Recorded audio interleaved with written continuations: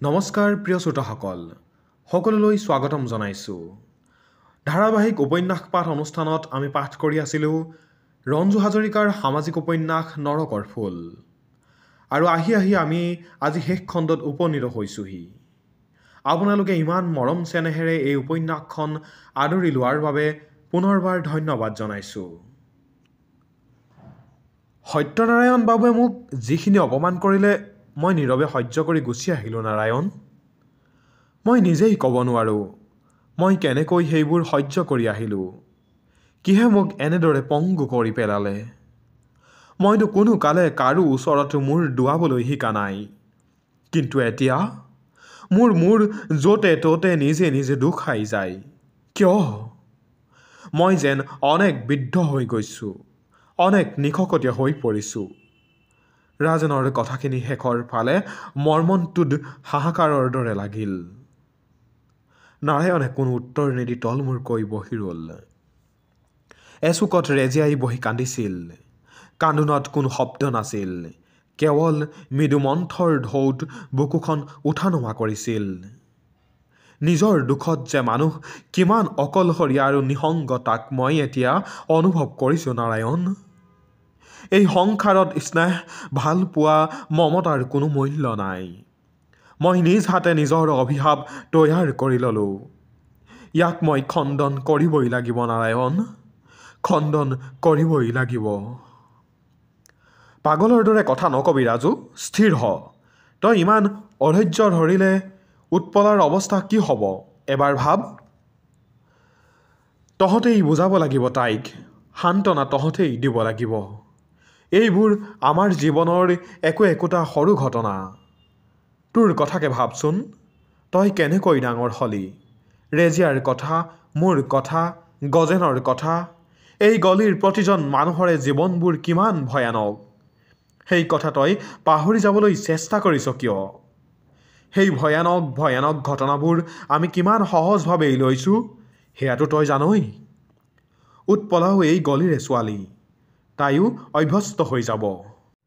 আমাৰ এই বস্তিৰ মানুহবোৰৰ জীৱনৰ কোনো মূল্য নাই। নাৰায়ণ, আমাৰ মাইকী মানুহবোৰৰতো আৰু বেছি মূল্য নাই।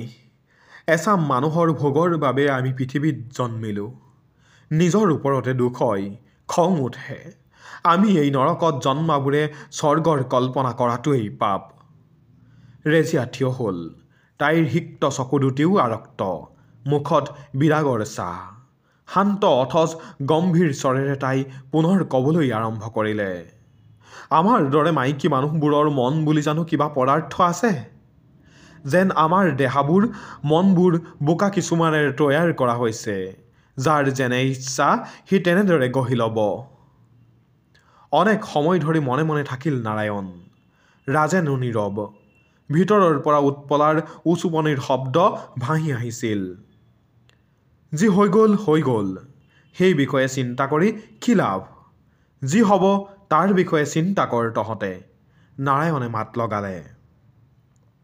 আৰু চিন্তা কৰিবলৈ কি আছে নাৰায়ণ? সকলোতো শেষেই হৈ গ'ল।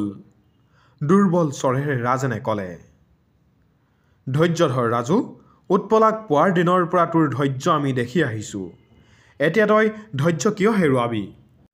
ৰাজেন আৰু ৰেজিয়া দুয়ো নীৰৱ হ'ল। এনেতে উৎপলা ভিতৰৰ পৰা অপ্ৰকৃতিস্থভাৱে ওলাই আহিল।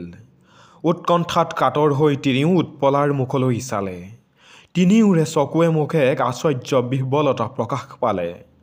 দুখৰ ছাই তাইৰ নিশ্চল স্তব্ধ মূৰ্তিটোক যেন আচ্ছন্ন কৰি ৰাখিছিল। চকুৱে মুখে কোনো আৱেগ নাই। তাইৰ শান্ত স্তব্ধ নিৰ্বাক চকুৰ ফালে চাবলৈ তিনিও শংকাবোধ কৰিছিল। কি হ'ল উৎপলা? মনৰ অসহায় অৱস্থাটো কাটি উঠিবৰ বাবে মৃদু স্বৰেৰে প্ৰশ্ন কৰিলে ৰেজিয়াই। মা? উৎপলাই ৰেজিয়াক সাৱটি ধৰি পুনৰ চিঞৰি চিঞৰি কান্দিবলৈ ধৰিলে। আৰে, এইজনীৰ হ'ল কি? পাগল হলি নেকি তই? ৰেজিয়াই উৎপলাক দুহাতেৰে সাৱটি ধৰি সুধিলে। উৎপলাই আৰু জোৰেৰে কান্দি উঠিল। আকুল ক্ৰন্দনত ভাঙি পৰিল ৰেজিয়াৰ বুকু। ৰেজিয়াৰো দুচকুৱেদি ধাৰাসাৰে লোটকবোৰ বৈ আহিল। দুয়োকে সাৱটি অনেক সময় কান্দিলে। তাৰ পিছত যেতিয়া দুয়ো আৰু কান্দিব পৰা নাছিল তেতিয়া দুয়োকে ভীষণ ক্লান্ত আৰু অৱসন্ন যেন দেখা গৈছিল। যা যা তহঁত ভিতৰলৈ যা, ইমান সময় নীৰৱে বহি থকা ৰাজেনে ক'লে। ৰেজিয়াই উৎপলাক ধৰি ভিতৰলৈ লৈ গ'ল।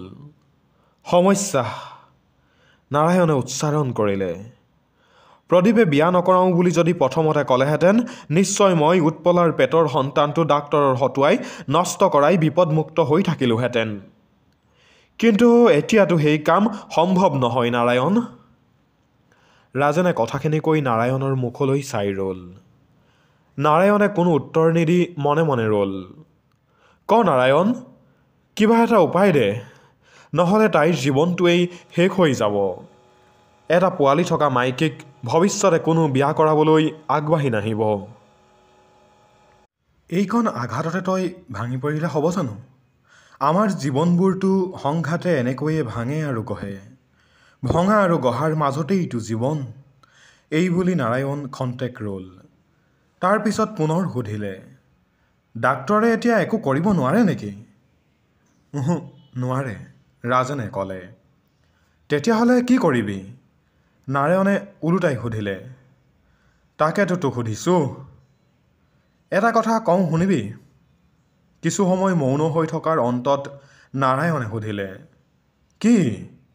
আগ্ৰহেৰে সুধিলে ৰাজেনে। সন্তানটো ভালে কুশলে হয় যদি। নাৰায়ণ ৰৈ গ'ল। ৰাজেনে এক প্ৰশ্নবোধক দৃষ্টিৰে চাই ৰ'ল নাৰায়ণৰ মুখলৈ। নাৰায়ণে কিন্তু কথাটো পূৰ্ণ কৰিবলৈ সাহ নকৰিলে। কিয়? ৰৈ গ'লি দেখোন, ৰাজেনে সুধিলে। সন্তানটো তই মাৰি পেলাব নোৱাৰ। এনেতে ৰেজিয়া সোমাই অহাত নাৰায়ণে কথাষাৰ পুনৰ আধৰুৱা কৰি থলে। তাই কি কৰে ঠিক নাই দেই, ৰেজিয়াই অনুচ্চ কণ্ঠেৰে ক'লে। তাইৰ হেনো আৰু জীয়াই থকাৰ মন নাই। আমাৰ অন্তৰত তাই হেনো বহুত আঘাত দিছে আৰু বহুত কিবা কিবি আবোল তাবোল বলকিছে। মই তাইক বুজাবই পৰা নাই। তহঁতে তাইৰ ওচৰত এইবোৰ কথা বেছিকৈ আলোচনা কৰি নাথাকিবি। যি হ'ল হৈ গ'ল। তাইৰ অন্তৰৰ দুখখিনি পাতলাবলৈ চেষ্টা কৰ, নহ'লে তাই কেনেকৈ জীয়াই থাকিব? নাৰায়ণে ক'লে। ৰাজেন যেন এক প্ৰচণ্ড ধুমুহাৰ মাজতো নিৰ্বাক নিস্পন্দ।